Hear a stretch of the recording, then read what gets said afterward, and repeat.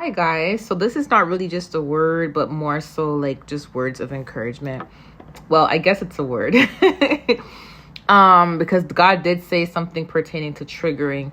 So before I even get into that, I just want to say like there's a lot of people on my channel who are going through a lot, and I totally get it.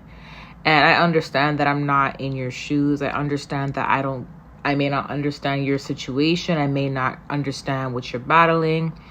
And I know it can be really, you may feel like really discouraged if I come online and tell you guys like, hey, get up, get things together and stuff like that. Because I did see some complaints this morning. But I want you to understand like that even though I may not be in your specific shoes, I went through a lot myself. I went through a lot and I'm still going through a lot. Like you guys don't really know much about all the stuff that I'm going through. And it's, I understand like there's days where we get sick. There's days where we can't get out of bed. And I know this because I had these days. I had this day last week where I was afflicted so much. Like I didn't even want to get out of the bed. And, it was hard for me to get up and get the day started and stuff. So I totally understand. Like when you say that, some of you guys are sick and, things keep falling apart. You guys have to understand that I went through all this already and I'm still going through it, but I'm fighting through it.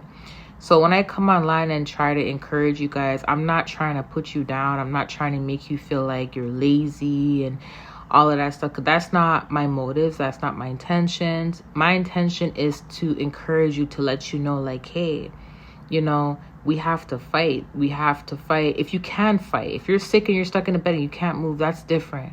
But if you can fight, as in like you're not 100% sick, you may feel a little bit of nausea, headache here and there.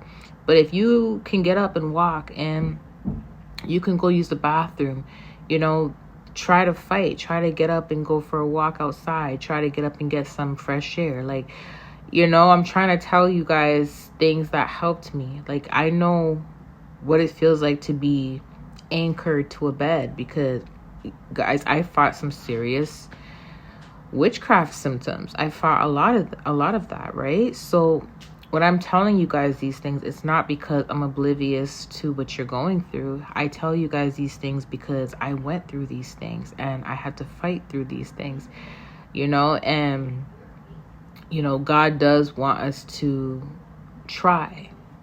He will fight the battles behind the scenes, the stuff that we can't see in the spiritual realm, the deep, dark stuff, the demons and all of that. But he wants us to try to, physically get up and try to do things because that is how doors open and that is how we become stronger, right? So I want to just encourage you and say that when I mention things like that, like get up, get things together, faith that works is dead. I'm not trying to put anybody down. I'm just letting you know the truth that even with everything that I was going through, even fighting off graveyard curses that make you feel sick, make you feel stuck, like you can't do anything, I still had to fight to get up and feed my kids and get them to school and all that stuff, So I understand what many of you guys are going through, okay? So the point of this video I want to talk to you guys about is the triggering. And the Lord actually told me this today. I was taking a nap today after I got some work done. And I want to just say for many of you guys, you will trigger people and you don't have to do anything to trigger people. It is the light. It is the Holy Spirit within you. You will trigger people. Like you will annoy people. And people will just be so annoyed by your presence, just so annoyed by everything about you. You breathing will annoy them, right? And that is something that you have no control over. However, I learned that, that is a part of the walk, that is a part of the journey. And it's a natural conviction. That's what it is. It's a natural conviction that people feel when they're around you. It's like, it could be the way you carry yourself. It can be your personality. It can be the fruits. Whatever it is. But the fact of the matter is the Holy Spirit within you. It's like there's an instant conviction when people are around you or when people see you.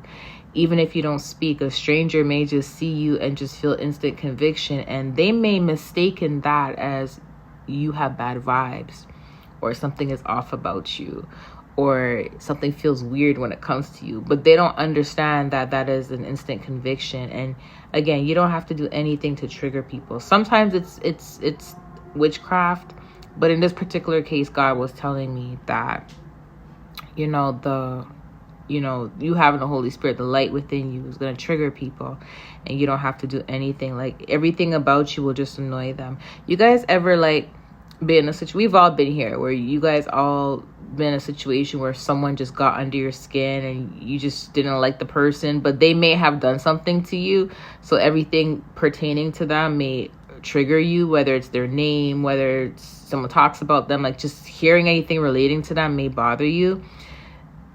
It's similar to that, except the people that may have been triggering you may have done something to you. The difference is, in your case, you didn't do anything to anybody, right? In your case, it's just you being around, your presence being around. People just get really annoyed of you. If they see your photo, they're annoyed of you. Like, it's like your presence just really triggers people.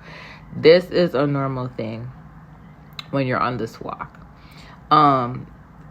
Because of this, you are gonna trigger a lot of people. I'm not going to say demonic people. I'm going to say people who have demonic spirits within them. You're going to trigger a lot of people that have demonic spirits in them.